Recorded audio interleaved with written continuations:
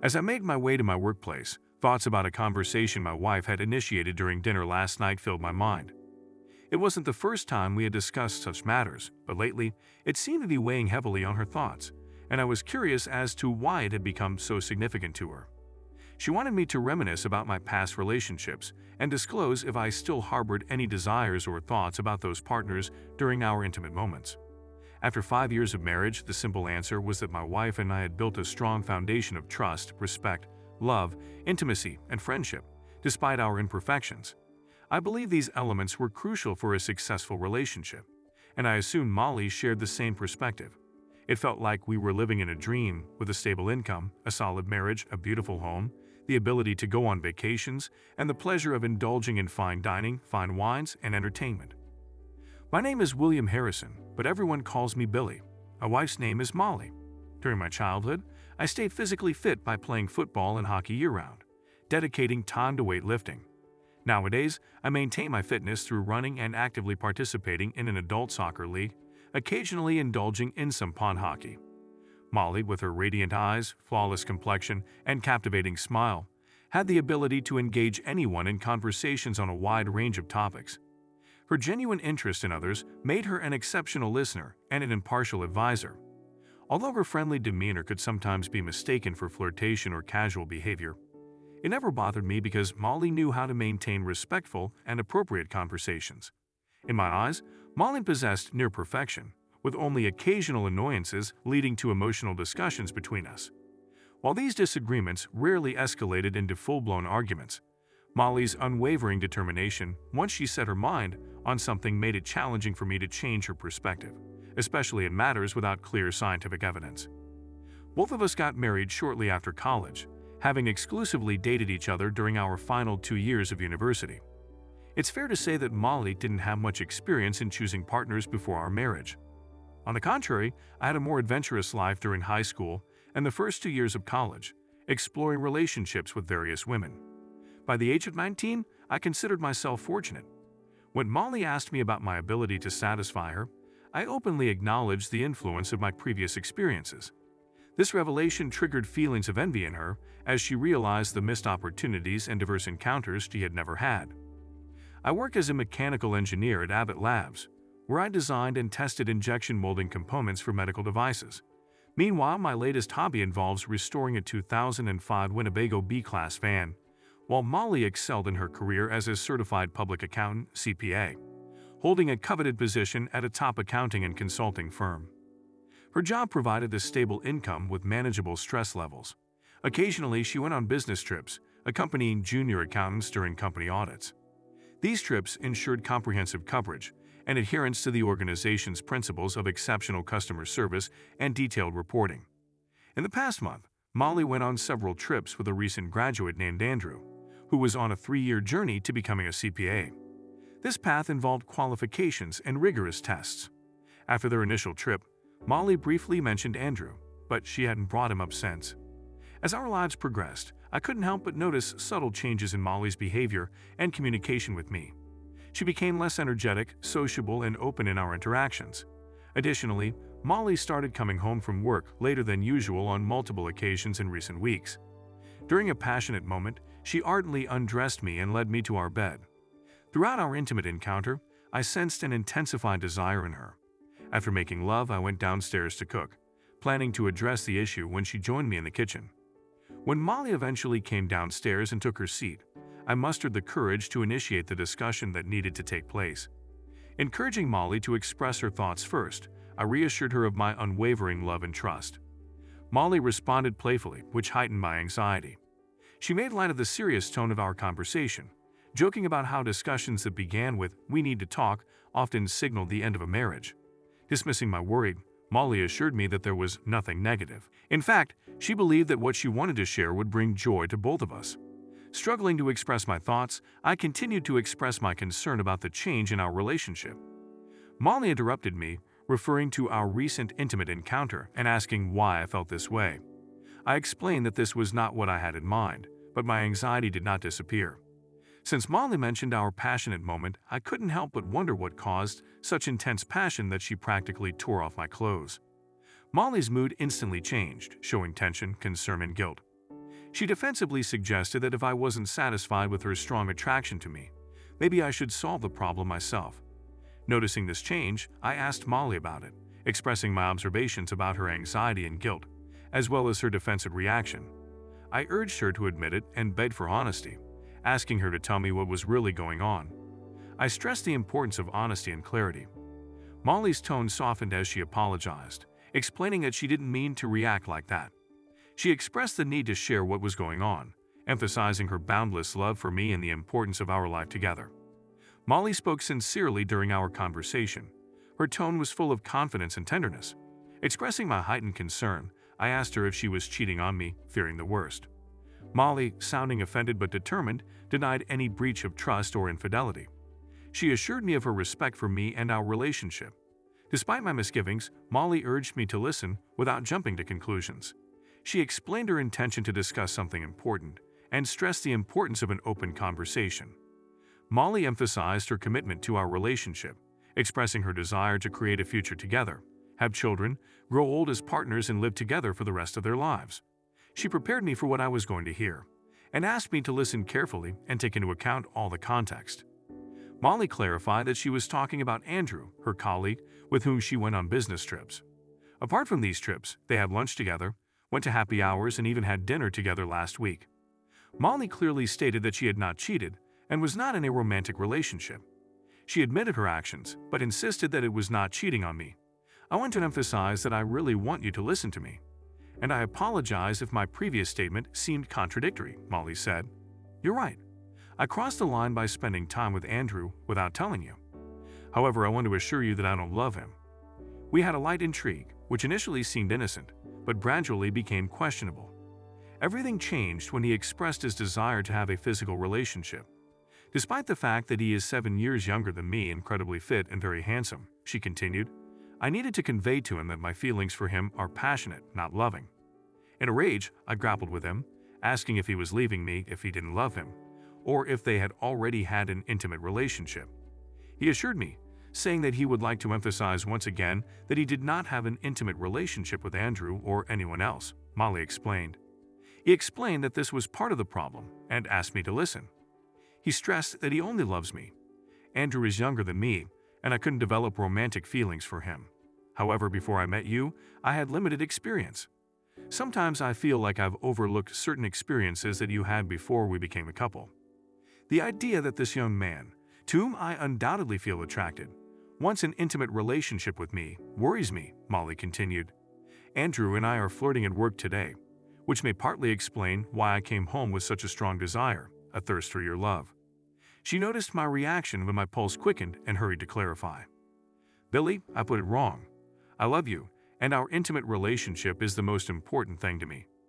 But it was hard for me to give up on Andrew's crush, and I made the difficult decision to act appropriately and engage in an intimate relationship with him as a one-time experience before we fully commit to building our future together. I expressed my need to relive the last experience of having an affair with another man, believing that I deserved it, Molly admitted.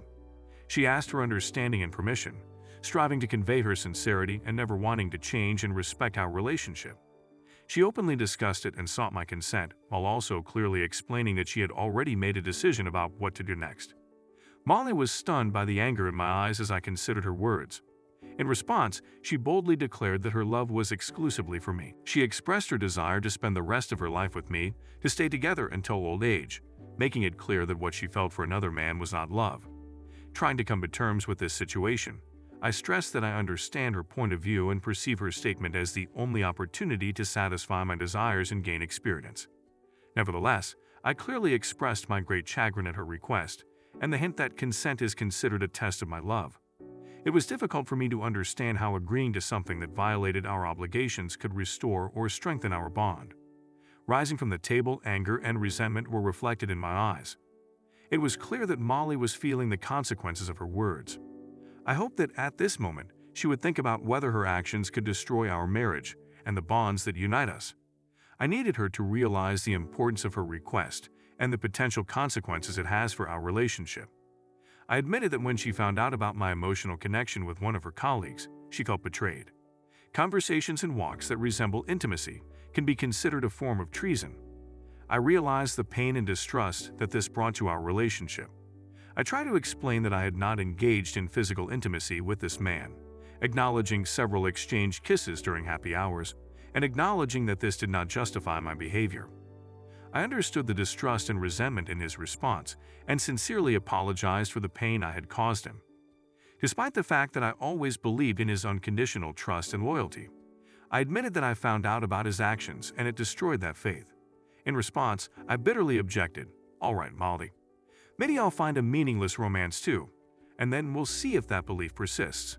With these words, tension hung over me, and I suddenly stood up, grabbed the keys, and headed for the door. Molly screamed at my back, begging, "Billy, please change your mind and come back.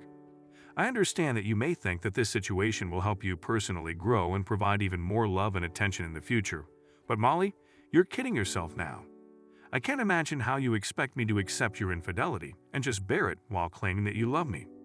The truth is, I will never be able to truly heal this gap of trust.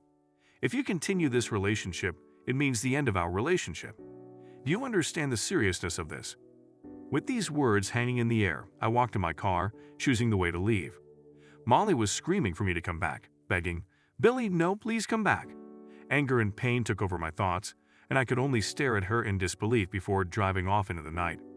It was a powerful moment of shock and confusion. Seeking solace, I stayed overnight at the Hilton Hotel in a nearby suburb.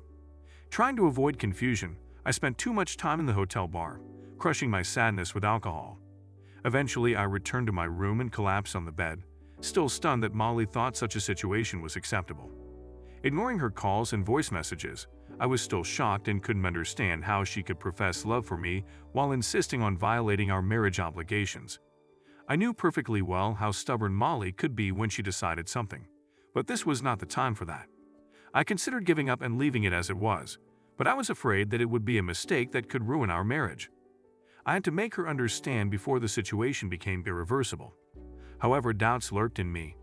Isn't it already too late? Even if I manage to convince her this time, how long will it be before she goes behind her back again? This will inevitably destroy the last remnants of trust, respect, and ultimately our marriage.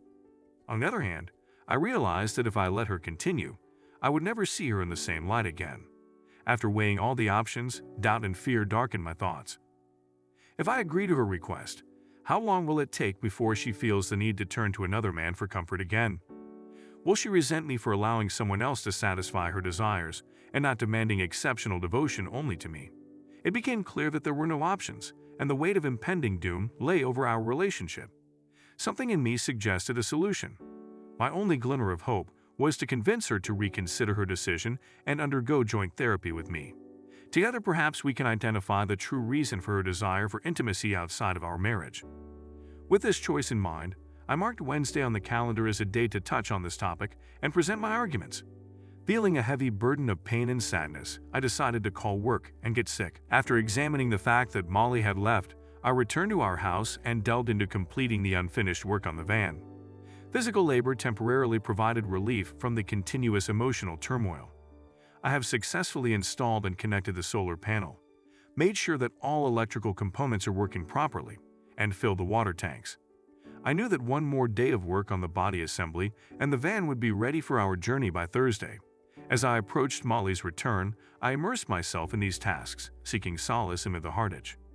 After carefully studying the divorce procedures, financial issues, and seeking professional help, I felt that I had a preliminary plan of action for both possible outcomes that await me. Feeling urgent, I looked around our house and made a list of my personal belongings, focusing on items of great importance to me. Time was limited, and I managed to visit the bank before Molly arrived. At the bank, I acted quickly, canceling our joint credit card and opening one that is only in my name. I also closed our shared checking account and opened an individual account in my name. I decided to use the funds from the account to pay off the mortgage in advance for the next 2 months.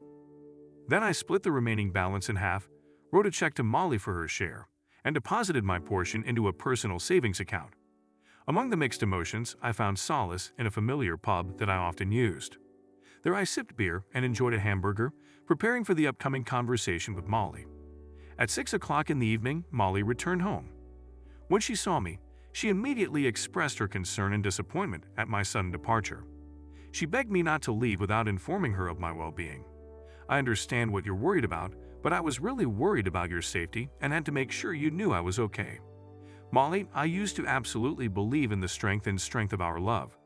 However, recent events have undermined the foundation of our relationship. Just a week ago, I couldn't even imagine that you would ask me for permission to have an extramarital adventure, and then we would continue as if nothing had happened. It's hard for me to understand how you can declare your love for me, talk about our ongoing future together, and at the same time ask for permission to have an extramarital adventure. Molly, understand, I'm not questioning your love for me, but it's important to realize that asking for permission doesn't erase the fact that it contradicts our vows to each other. This remains a violation of trust and our obligations.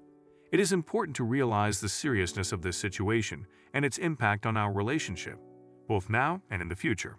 Molly, if we're talking about drama and immature behavior, then what I'm experiencing right now transcends all that. Looking at the person I once loved, I doubt if I really know you. You are asking me to accept that you love me, but at the same time you are asking me to accept that you are planning an intimate meeting with another man for the weekend, and then return to our previous state of being a couple and partners. Deep down, I know that nothing will ever be the same. Our relationship cannot go back to what it was before. Think about it, Molly. How would you feel if I had sex with another woman and told you that it was just a common occurrence? That would be unfair, and you know it. Yes, I've had experiences with other women in the past, but that doesn't excuse or make this situation any less painful. I understand that you feel that you have missed out on various opportunities in the past, while I have had such an experience. In answer to your question, I can say that if I started an affair, I would expect consequences, including the possibility of being asked to leave and the uncertainty of forgiveness. So why should the circumstances be different for you? Why don't I think about asking you to leave? And why do you think it would be easy for me to forgive you? Molly was overwhelmed with emotion, tears welling up in her eyes as she answered. I interrupted, pointing out that her statement was not completely accurate. I asked if she had already decided to continue the plan, if she had made a promise to her potential partner. Molly tried to justify herself by claiming that he was not her lover. However, she eventually admitted that she had arranged a trip with her potential partner, starting the next morning and lasting until Sunday evening. Upon hearing this, I expressed deep concern and informed her that if she did, then things simply would not return to normality on Monday, and our relationship would not be the same. Molly gasped in response. Having retreated to the kitchen, she took a seat at the table, pleading with me not to let this situation destroy our marriage and life together. With urgency, she emphasized that I had always been, and would always be, her husband, the one with whom she wanted to raise our children. Feeling a profound disconnect between us, I shook my head and calmly stated that we were no longer on the same page. Genuine resolution seemed unlikely to emerge from this conversation. I needed to make it clear that if she proceeded with her plan, our relationship would come to an end. As previously discussed, I would return on Friday evening. I pleaded with Molly not to ask me to stay when she was making a choice that jeopardized our marriage. We couldn't simply brush this incident aside. Instead, we needed to find a way out of this difficult situation. Dinner would be served on Friday night around 7 o'clock. Curiously, Molly asked what time Andrew was picking her up on Saturday morning. I inquired, wanting to be informed. She replied, "They'll be here at 11 a.m., but please understand that you don't have to leave. In fact, I want you to meet him." Anger welled up inside me as I retorted, suggesting that if I were to meet him, I might consider asking both of them to leave. Instead of reacting with anger, I proposed that Molly should be grateful that I wasn't removing her entirely from my life. I urged her to reconsider her actions before our meeting on Friday, emphasizing the significant harm this situation was inflicting on our relationship, which she seemed to underestimate. I made it clear that this was a promise I intended to uphold. I conveyed that if she were to end the affair and inform him that she no longer wished to meet him, either now or in the future, and commit to attending counseling sessions with me to repair our relationship, there might be a chance for us to recover. However, if she didn't, then our marriage would undoubtedly be over. I requested her answer on Friday evening, allowing her time to genuinely contemplate the consequences of her actions on our lives. With a heavy heart, I turned and left the house, heading back to the Hilton Hotel, where I had reserved a room for the night from Wednesday to Thursday. Understanding the urgency of the situation, I contacted my boss and explained our extraordinary family circumstances, necessitating my absence for a week. Reluctantly, he granted me a day off, despite his hesitation to delve into the details. On Thursday morning after Molly left for work, I returned to the house and calmly began packing my belongings, carefully selecting items that wouldn't immediately be noticed as missing. I prepared them for transport to my van. Additionally, I decided to visit a store to part with clothes I no longer wore and deemed unnecessary for my upcoming journey. Tools, recreational equipment, and various items that I had no room for were gathered and taken to my best friend Tom's house. I also shared several pen and ink drawings created by my uncle, knowing he would appreciate them. As we sat at the table, with beers in hand, I explained the situation to Tom and discussed the available options I saw. Tom looked at me with disbelief, expressing strong doubts and insisting that Molly would never do such a thing to me. He emphasized how deeply in love she seemed to be. Tom questioned my confidence in the correctness of my decision, suggesting that there might be more to Molly's actions that required understanding. At this moment, I feel utterly lost and insecure. Everything I once believed to be true has been shattered in just 1 week, and Molly seems like a completely different person. Her actions have left me bewildered, and I am struggling to make sense of it all. Can't we just forgive and forget? Can't we seek advice and find a way to move forward? I told Molly that we still had a chance to save our relationship if she ended the affair. But if she went ahead with it, I saw no path to reconciliation. I tried to appeal to her reason, but now, on Friday evening, I'm hoping that by showing love and care, she might be willing to listen to reason. This is truly my last opportunity. Witnessing the pain caused by our marriage is difficult, especially considering that we were once seen as a model of a healthy relationship. I will explore all potential paths for the future. I promised a friend to stay in touch, and once I have a new phone and number, I will reach out to him. We will keep each other informed. With these thoughts in mind, I went to the Verizon store to get a new phone and number, and transferred our current plan solely into Molly's name. With practical matters settled, I returned home and refocused on preparing the van. I completed the remaining cabinet work, took care of tasks like obtaining new license plates and updating insurance coverage. Then, I turned my attention to our home computer, meticulously removing all traces of personal emails and documents. I wanted to erase any remnants of my past life from the office. Additionally, I wrote a letter informing our family, friends, relatives, and colleagues about Molly's actions and our response to provide them with an explanation in this challenging situation. If, despite all my efforts, I failed to dissuade Molly from her decision, I'd have to explain to our family, friends, relatives, and colleagues that she chose to have an extramarital affair, actively seeking my approval. Despite my pleas to her to reconsider, I made it clear that I warned her this would lead to the end of our marriage, but she proceeded. I never wanted to discuss it, but I wanted people to know the truth about what happened. On Friday, I continued discussing the situation with the divorce lawyer to get advice on the potential outcome of our situation. Considering our comparable incomes and no children, I learned that the typical divorce scenario likely involves a 50-50 division of all assets. Though it was emotionally challenging, it was necessary to gather this information and prepare for the possibility of a trial. While most aspects of a potential divorce settlement seemed relatively straightforward, there was uncertainty about whether Molly would be entitled to half of my $401 retirement plan. Given that Molly had made substantial contributions for a long time, there were over $200,000 in deferred tax funds in this account. Additionally, Molly was covered by a defined benefit pension plan, creating uncertainty about its impact on the divorce process. After careful consideration, I concluded that I had worked hard to save this money. Rather than risking a 50% loss due to my wife's infidelity, I decided to accept a 40% tax penalty and withdraw the money before the divorce process began. It was a tough choice, but it provided some control and protection for the financial assets I had worked hard to accumulate. I decided to postpone any financial decisions until the weekend because I still held hope that I could convince Molly to change her mind and end this terrible situation. Despite all my attempts to reason with her, as Friday approached, I felt helpless and uncertain about our future, our marriage, and my love for her. Now everything was in Molly's hands, and I could only pray that she made the right choice. I returned to our house and anxiously waited for Molly to come home from work. When she entered the kitchen, her face lit up with excitement, expressing how much she missed my presence at home. She sincerely thanked me for coming home, expressing that she really missed me and couldn't bear it when I wasn't with her. She asked me to promise not to leave like that again. I acknowledged her feelings, stating that she was right, and we love each other, emphasizing the importance of being together. I suggested she freshen up and take a shower, while I prepared to light the grill for a lovely dinner together. I mentioned that we should cherish what our marriage meant to us that night. Molly became visibly upset when I mentioned the uncertain future of our relationship. She replied, growing increasingly annoyed, asking me to stop questioning our marriage as it upset her. I sighed, proposing that we postpone the conversation for now and focus on enjoying the evening. I assured her that we could continue the conversation later.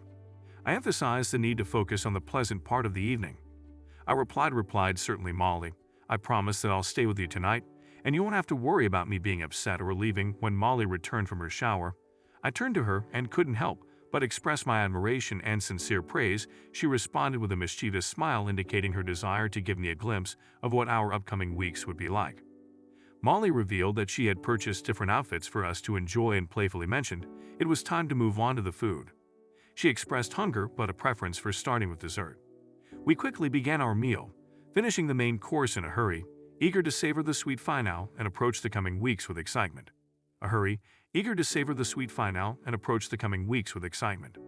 Later, I gently carried Molly upstairs and placed her on the bed after our intimate encounter.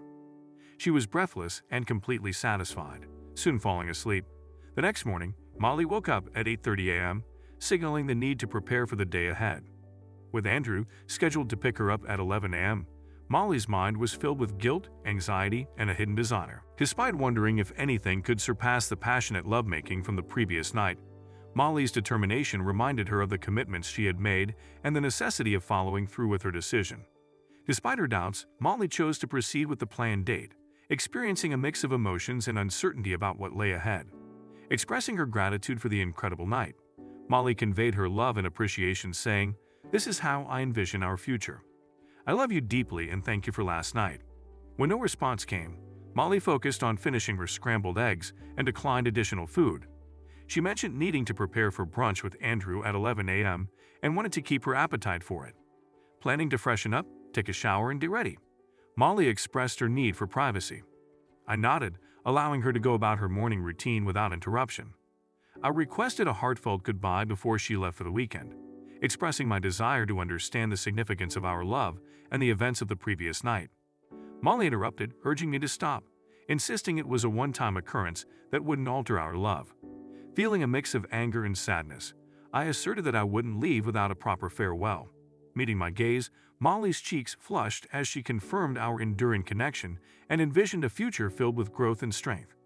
Responding with frustration, I expressed my exasperation at her capacity to believe in such words.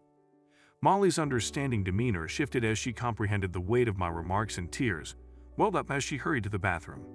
After a quick shower and meticulous makeup application, Molly emerged for the weekend bag, aware of the limited time. Witnessing her prepare to meet another man filled me with immense anger and pain. Molly asked if I was okay, expressing concern, and I struggled for words. Emphasizing my desire for a special celebration of our love. A heavy silence hung in the air as Molly absorbed my words, experiencing deep emotions. She implored me not to view this as our last night together, and encouraged us to look to the future where we could overcome this challenge and emerge stronger than ever. Molly stressed the importance of addressing deeper issues in our relationship and asked me to stop insisting that everything was falling apart. Before Molly could respond, a car approached, and she inquired if she should let Andrew in, hoping his introduction would ease my concerns. I strongly rejected the idea, threatening regrettable actions if she allowed him inside. My words lingered, revealing the depth of my suffering, leaving Molly shocked. Realizing further conversation would only escalate tension, she silently picked up her bag and headed for the door. I sat there, lost in thought, recognizing that Molly was determined to go ahead with her plans, despite my efforts to prevent the affair from destroying our marriage. After 30 minutes, feeling a need for change, I began moving my important belongings into the van. I noticed Molly's wedding rings left on the dresser, and with a mix of sadness and resignation, I carefully put them in my pocket. 2 hours later, I had securely packed all my significant belongings into the van, a tangible reminder of the decision we both had to confront. Overwhelmed by anger and pain, I wandered through the house in a state of confusion. The wedding album caught my attention, filled with 40 precious photos capturing memories of our wedding 5 years ago. Unable to contain my disappointment, I cut a deep cross through the plastic covering each photo and tossed them into the fireplace. The crackling flames devoured what had once symbolized our love. Sitting at the desk, My heart heavy with grief and determination, I began composing my final letter to Molly. Molly, this is my farewell message. I couldn't bear to see you walk away from me in our once cherished marriage. Your wedding rings left behind symbolize the abandonment of our commitments, evading the reality of your infidelity in pursuit of a free weekend. It's difficult for me to fathom how you could believe, without a shred of doubt, that having an affair and then returning to our marriage as if nothing had changed is acceptable. I genuinely can't grasp your thought process and how breaking our sacred wedding vows could seem okay to you. Your actions have caused me immense humiliation and disrespect in our marriage. Believing that a seemingly harmless affair over the weekend wouldn't affect my feelings for you is a grave misunderstanding. In reality, it meant everything. Your actions have illuminated a significant difference between my love for you and the love you claim to feel, if it existed at all. It laid bare a vast gap between what I believed I deserved and what I mistakenly thought we shared. You've hurt me more deeply than any other experience. You took my love, ripped it out of my chest, and callously trampled on it. The initial betrayal occurred when you began flirting with your lover during dinners and happy hours. Kissing during these encounters intensified your infidelity, which you wrongly perceived as acceptable. However, the ultimate blow to our mutual love occurred when you assumed I would agree to your betrayal. How could you believe you deserved this and that my love for you would tolerate such betrayal? I'm astounded by how your mind arrived at such an idea. Attempting to reason with you, I made it clear that our love, marriage, and friendship would never remain unaffected.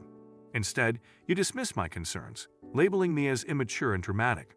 I implored you to halt this weekend affair before it happened, offering to consult a psychologist and make efforts to salvage our marriage. My words were ignored. Despite warning that the incredible night of love we shared would be our last if you continued, you chose to disregard me. Assuming I would obediently stay by your side, I don't understand how you believed I'd agree to such betrayal. It's as if you never really knew me. I trusted you so deeply that I failed to realize you were capable of this level of destruction. While I could physically intervene, I knew it would only breed resentment and gradually dismantle our marriage. Believing this to be an isolated incident is self-deception. If this experience was unsatisfactory, how long until you seek another attraction? And if it was pleasurable, how soon until your fantasies compel you to repeat it? These questions haunt me, underscoring the crux of the issue. You might conceal future infidelities, especially considering the devastating consequences we now face. But I am certain these betrayals would persist, further eroding the fabric of our relationship. The truth is, I can't be in a relationship without trust, and your actions have utterly shattered my trust. I can't envision loving you again while tormented by thoughts of your presence beside me or your mind wandering to other lovers. During our intimate moments, it felt like all the love, respect, trust, and friendship you professed were washed away, leaving me with empty promises. I can't muster the strength to forgive you for the pain you've caused, and I can't envision ever trusting you or maintaining a friendly relationship. Just as you callously tore love from my chest, I must cut you out of my life. There are practical matters I need to address. I've divided our property and covered the mortgage payments for the next 2 months. Enclosed is a check for your share of our joint accounts. I canceled our joint Verizon account as of Monday, so you'll need to start your own. Insurance policies and joint credit cards have been canceled as well, and I've legally removed my name from the mortgage loan, preparing a document relinquishing ownership of the house and transferring it to you. It's your choice whether to sell or continue living there, as it's no longer my home now on return. As you can see, I sold my car and chose a van. I may eventually pawn your wedding rings for gas money. I admit that I acted impulsively in the midst of pain and anger. In a moment of frustration and despair, I used a box cutter to cut through our wedding album, leaving the remnants scattered in the fireplace. If you deem it appropriate, please burn them. It would symbolize the end of our marriage. I also confess to sending an email to our friends, relatives, colleagues, and acquaintances, informing them of your decision to continue an affair outside our marriage. I announced my decision to leave you, giving you a day or two to consider how you want to present your side of the story. I strongly recommend taking responsibility for your actions as you move forward with your new life. You can pursue any experiences and relationships you desire, but I urge you to avoid getting involved with married individuals, as your actions have already caused enough harm to innocent lives. You're free to end our marriage, sell the house, move on, and shape your future. I leave these decisions in your hands because they no longer concern me. If I'm fortunate enough to find a woman who truly loves and respects me as I deserve, I'll be grateful for this opportunity in my life. Perhaps we can discuss divorce when the time is right. At the moment, my focus is elsewhere. I've decided to quit my job and cash out my 401. My sole plan now is to sever all ties with you and avoid any future encounters. When I depart, I'll take a left turn on the road, leaving memories of you behind in the rearview mirror. Farewell, Molly. Finally, I began sending the letter I wrote to all our friends, relatives, and acquaintances, scheduling the mailing for Monday. By then, I should have moved away from my previous life. With one last glance, I turned away and walked out the door, hurrying away from the remnants of my past. I drove along the banks of the mighty Mississippi, pondering my next moves. I decided to follow Molly's path from Minneapolis-St. Paul to the bustling city of New Orleans. Once I reach that destination, I'll have to make a crucial decision, metaphorically speaking, to the left or to the right. During the long hours on the road, thoughts about Molly and whether I was making the right choice filled my mind. However, I concluded that now isn't the time to make immediate decisions about our future. It will be weeks before I can even contemplate the possibility of friendship, let alone staying married. In that moment, anger overshadowed any thoughts of reconciliation. But I understood that there might come a time when my anger subsides and the desire to be with Molly outweighs the pain caused by her actions. Only then can I truly appreciate how much more important it is for me to be with her than without her. Molly had to explain her perplexing state of mind and the reasons behind her decision for a brief, intimate encounter to her parents, relatives, and friends. She expected it to be challenging for them to comprehend her train of thought or agree with her perspective. In fact, she found it difficult to grasp her own reasoning, let alone explain it to others. She convinced herself that this affair wouldn't affect her emotional state in any way. Recognizing the serious challenges ahead for both her and us as a couple, I understood that any potential path to reconciliation would require sincere efforts to overcome the difficulties. Molly had to articulate the depth of her new understanding of the devastating impact her actions had on our marriage and the love we once shared. She had to confront the harsh reality of her self-centeredness and foolishness in underestimating the importance of loyalty, not just for me, but also for her own sense of integrity. Now comprehending the consequences, Molly reached out to my best friend Tom Wickley, desperately seeking information about my whereabouts. She implored him to convey her heartfelt apologies, expressing her love and remorse. Molly wants me to tell you that she loves you very much, recognizes her mistakes, and is willing to do everything to make things right if you give her a chance, Tom conveyed on her behalf. She promises not to seek a divorce and to remain faithful to our marriage vows, refraining from romantic relationships as long as we're married. Week after week, Molly anxiously waited for a response or a phone call, hoping for reconciliation. But there were no contacts as she clung to the hope of my return. About a month later, an unexpected incident occurred. Andrew opened the door and encountered an assailant wearing a mask and wielding a police baton. The attacker quickly struck Andrew twice, followed by painful blows to the groin. Before leaving, the attacker emphasized the importance of not getting involved with married women. After the attack, Andrew experienced excruciating pain, a reminder of the consequences when crossing boundaries. Of course, you know who the attacker was. I monitored Molly's life, wanting her to suffer as I did, perhaps even more. Despite Molly's claim that she would wait for me and not engage in romantic relationships, she brought another man to our house 2 months after my departure. It was hardly a friendly meeting. Soon after, she sold the house and moved to a modest apartment. Dreaming of breast augmentation, she opted for plastic surgery with the money from the house sale. Unfortunately, a blood clot formed a week later, leading to her sudden passing. Upon hearing this tragic news, I didn't shed a tear. Had I lost the capacity to feel love, anger, or regret for this woman?